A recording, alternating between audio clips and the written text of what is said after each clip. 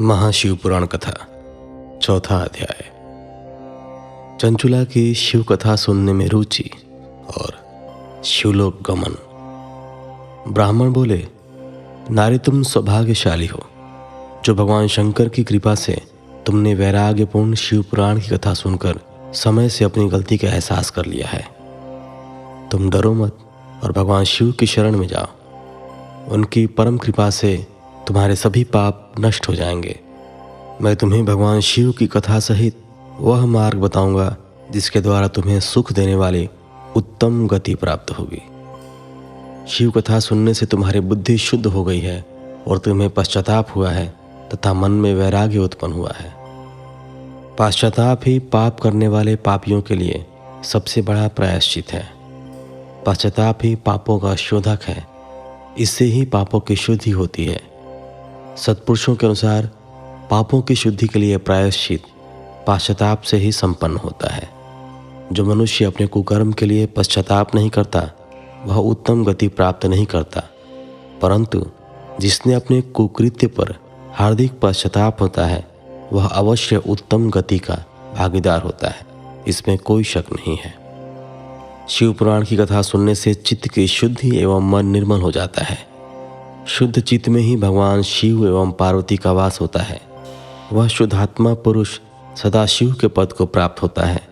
इस कथा का श्रवण सभी मनुष्यों के लिए कल्याणकारी है, अतः इसकी आराधना एवं सेवा करनी चाहिए। यह कथा भवबंधन रूपी रोग का नाश करने वाली है। भगवान शिव की कथा सुनकर हृदय में उसका मनन करना चाहिए। इससे चित्त की शुद्धि होती है। चित्त शुद्धि होने से ज्ञान और वैराग्य के साथ महेश्वर की भक्ति निश्चय ही प्रकट होती है तथा उनके अनुग्रह से दिव्य मुक्ति प्राप्त होती है। जो मनुष्य माया के प्रति आसक्त है वह इस संसार बंधन से मुक्त नहीं हो पाता। हे ब्राह्मण पत्नी, तुम अन्य विषयों से अपने मन को हटाकर भगवान शंकर की इस पावन कथा को सुनो। इससे तुम्हारे चित्त की शुद्धि होगी और तुम्हें मोक्ष की प्राप्ति होगी। जो मनुष्य निर्मल हृदय से भगवान शिव के चरणों का चिंतन करता है उसकी एक ही जन्म में मुक्ति हो जाती है। सूत जी कहते हैं, शौनक, यह कहकर वे ब्राह्मण चुप हो गए। उनका हृदय करुणा से भर गया। वे ध्यान में मग्न हो गए। ब्राह्मण का उक्त उपदेश सुनकर चंचुला के नेत्रों में आनंद के आंसू छलक आए। वह हर्ष भरे हृदय से ब्राह्मण देवता के चरणों में गिर गई और हाथ जोड़कर बोली, मैं कृतार्थ हो गई। हे ब्राह्मण, शिव भक्तों में श्रेष्ठ स्वामी, आप धन्य हैं। आप परमार्थदर्शी हैं और सदा परोपकार में लगे रहते हैं। साधो, मैं नरक के समुद्र में गिर रही हूँ। कृपा कर मेरा उद्धार कीजिए। जिस पौराणिक व अमृत के समान सुंदर शिव पुराण कथा की बात आपने की है उसे सुनकर ही मेरे मन में वैराग्य उत्पन्न हुआ है। उस अमृतमयी शिव पुराण कथा को सुनने के लिए मेरे मन में बड़ी श्रद्धा हो रही है। कृपया आप मुझे उसे सुनाइए। सूत जी कहते हैं, शिव पुराण की कथा सुनने की इच्छा मन में लिए हुए चंचुला उन ब्राह्मण देवता की सेवा में वहीं रहने लगी। उस गोकर्ण नामक महाक्षेत्र में उन ब्राह्मण देवता के मुख से चंचुला शिव पुराण की भक्ति, ज्ञान और वैराग्य बढ़ाने वाली और मुक्ति देने वाली परम उत्तम कथा सुनकर कृतार्थ हुई। उसका चित्त शुद्ध हो गया। वह अपने हृदय में शिव के सगुण रूप का चिंतन करने लगी। वह सदैव शिव के सच्चिदानंदमय स्वरूप का स्मरण करती थी। तत्पश्चात अपना समय पूर्ण होने पर चंचुला ने बिना किसी कष्ट के अपना शरीर त्याग दिया। उसे लेने के लिए एक दिव्य विमान वहां पहुंचा। यह विमान शोभा साधनों से सजा था एवं शिवगणों से सुशोभित था।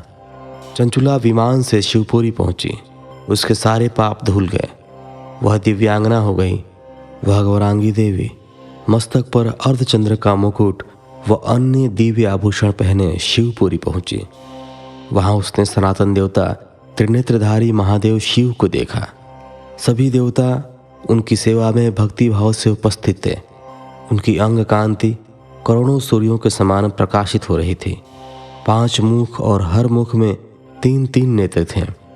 मस्तक पर अर्धचंद्राकार मुकुट शोभायमान हो रहा था। कंठ में नील चिन्ह था।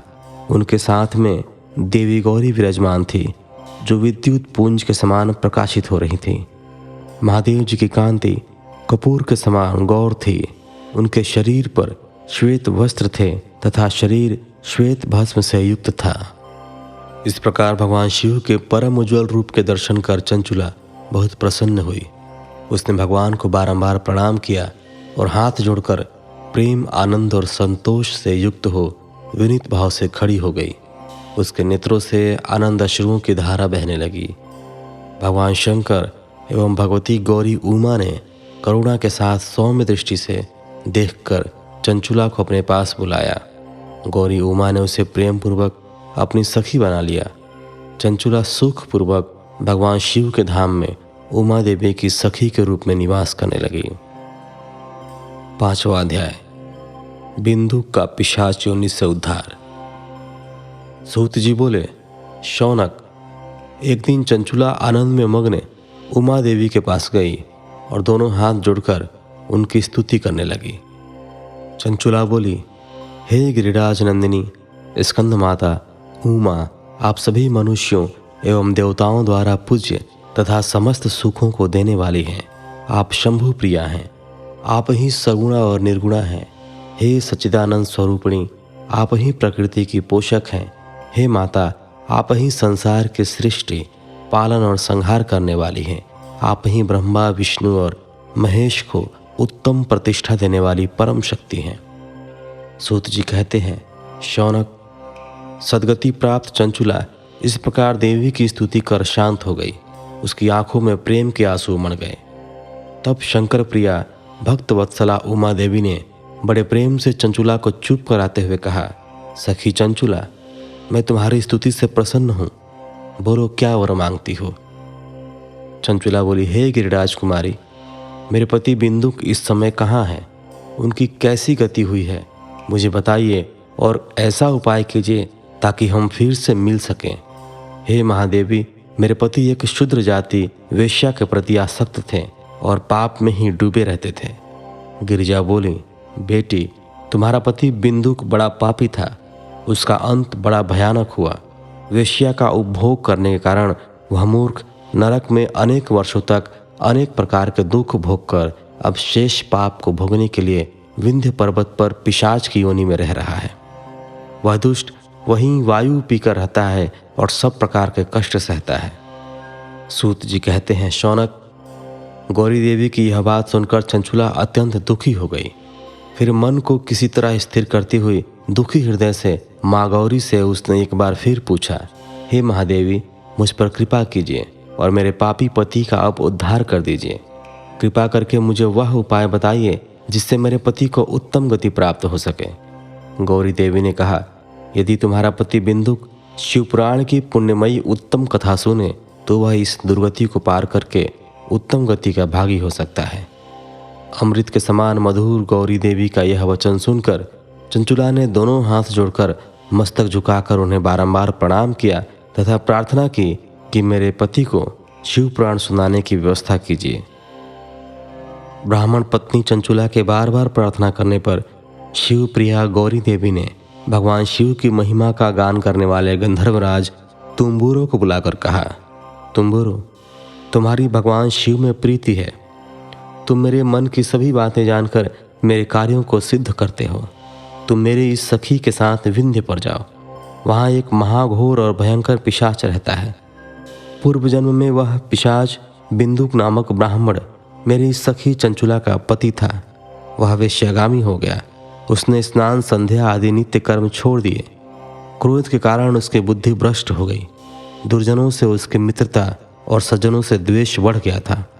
वह अस्त्र शस्त्र से हिंसा करता, लोगों को सताता और उनके घरों में आग लगा देता था। चांडालों से दोस्ती करता, वह रोज वेश्या के पास जाता था। पत्नी को त्याग कर दुष्ट लोगों से दोस्ती कर उन्हीं के संपर्क में रहता था। वह मृत्यु तक दुराचार में फंसा रहा। मृत्यु के बाद उसे पापियों के भोग स्थान यमपुर ले जाया गया। वहाँ घोर नरकों को सहकर इस समय वह विंध्य पर्वत पर पिशाच बनकर रह रहा है और पापों का फल भोग रहा है।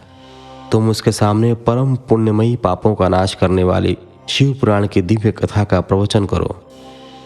इस कथा को सुनने से उसका हृदय सभी पापों से मुक्त होकर शुद्ध हो जाएगा और वह प्रेत योनि से मुक्त हो जाएगा। दुर्गति से मुक्त होने पर उस बिंदुक नामक पिशाच को विमान पर बिठाकर तुम भगवान शिव के पास ले आना। सूत जी कहते हैं, शौनक, माँ उमा का आदेश पाकर गंधर्वराज तुम्बुरो प्रसन्नतापूर्वक अपने भाग्य की सराहना करते हुए चंचुला को साथ लेकर विमान से पिशाच के निवास स्थान विंध्य पर्वत गया। वहां पहुंचकर उसने उस विकराल आकृति वाले पिशाच को देखा। उसका शरीर विशाल था, उसकी ठोड़ी बड़ी थी। वह कभी हंसता, कभी रोता और कभी उछलता था। महाबली तुम्बुरो ने बिंदुक नामक पिशाच को पाशों से बांध लिया।